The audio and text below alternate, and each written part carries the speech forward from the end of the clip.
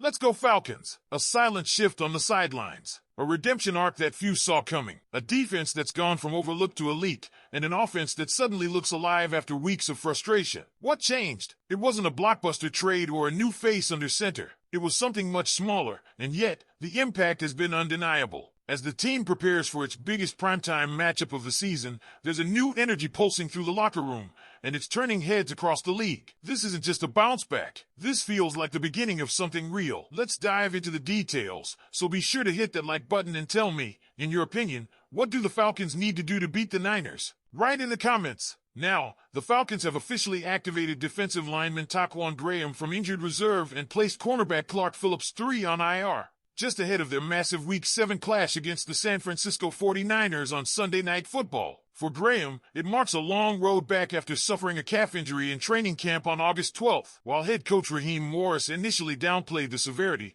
it became clear the injury was serious when Graham landed on IR ahead of the regular season. His return window was opened back on October 7th, and now, just ahead of a critical primetime matchup, he's back in the fold and ready to make an impact. The timing couldn't be better. The Falcons' defense has transformed into one of the league's most dominant units under coordinator Jeff Ulbrich. Ranked number 1 in passing defense and total defense through 5 games, this group has redefined Atlanta football, and it's not just about the stars anymore. It's about the depth. It's about the names that don't always make the highlight reels. And one of those names? D. Alford. What a story he's becoming. A year ago, Alford was the target of constant criticism. 640 yards and 8 touchdowns allowed, with a sky-high passer rating of 122.6 when targeted. 2024 was rough. It wasn't just the stats. It was the noise, the tweets, the talk shows. But this year, everything changed. He admitted the criticism got to him, but he didn't fold. He turned it into fuel. With rookie Billy Bowman Jr. drafted and installed as the nickel, Alford could have sulked. Instead, he worked.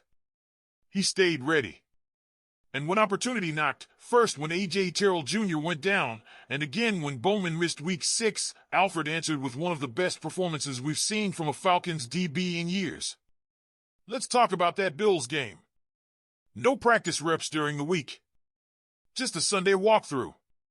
Then Alford steps into the starting nickel role against the NFL's third-ranked offense at the time. The result? 6 tackles, 3 pass breakups, a sack, an interception, a 10.8 passer rating when targeted. Let that sink in.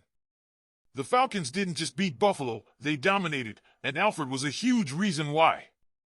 This is what happens when a player refuses to let his past define him. This is what resilience looks like in the NFL.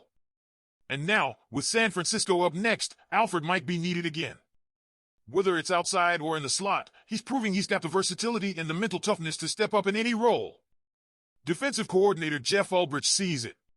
He even compared the role change from outside to nickel to going from defensive end to linebacker. That's how different the responsibilities are. Yet Alford's embraced them all. There's a deeper story here about how this entire defense is built.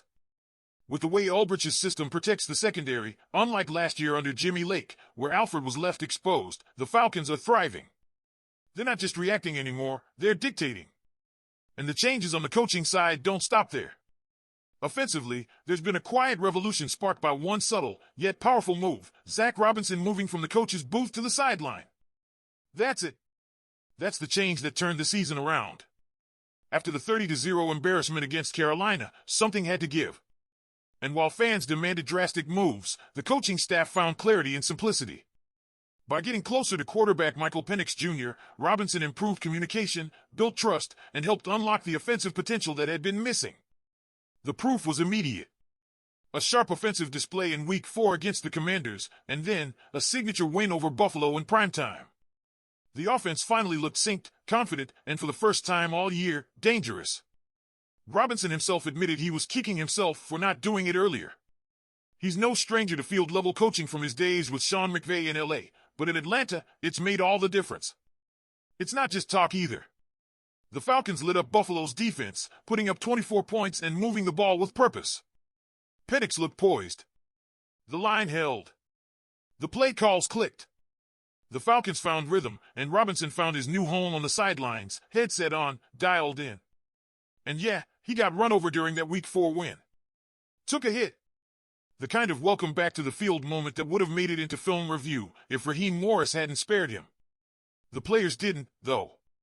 They let him have it. That's the kind of camaraderie and energy this locker room is building right now.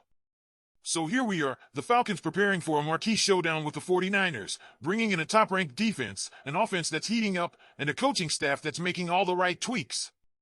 The odds say it's a coin flip. FanDuel has the Falcons as 1.5-point underdogs. But make no mistake, this isn't the same Atlanta team that stumbled out of the gate. This is a team that has found its identity, found its fight, and now they're coming for more. But what do you think, Falcons fans, with Taquan Graham back, D. Alford thriving, and Zach Robinson reshaping the offense from the sidelines, is this the moment Atlanta makes its real push? Let me know what you think in the comments. It's not just about one game or one storyline anymore, it's the convergence of everything coming together at the right time. The defense has taken on a personality that thrives on pressure, and now they bring that swagger into Santa Clara. Mac Jones has done a solid job filling in for the injured Brock Purdy, putting up over 300 yards a game and managing the 49ers offense well, but this Falcons defense is a different kind of test. Let's not forget what they did to Josh Allen, sacked 4 times, picked off twice, and visibly rattled. That's not a fluke. Atlanta ranks top 6 in pressure rate and sack rate, and they've been doing it with a complete team effort, not just individual dominance. Guys like Lorenzo Carter, Arnold Ebiketie, and David Onyemata are all chipping in. And with Taquan Graham rejoining that rotation, they've got fresh legs and another physical presence on the interior. Then there's the secondary. With A.J. Terrell back healthy, Jesse Bates commanding the back end, and now Alford thriving wherever he's needed, this is a unit that can hang with anyone. Add to that Jeff Ulbrich's system, which disguises coverage and allows DBs to play with confidence, and you start to see how this group leads the league in passing yards allowed. They're not just defending, they're dictating. On offense, Michael Penix Jr. is growing in front of our eyes. He's gone from looking overwhelmed to operating with timing and command.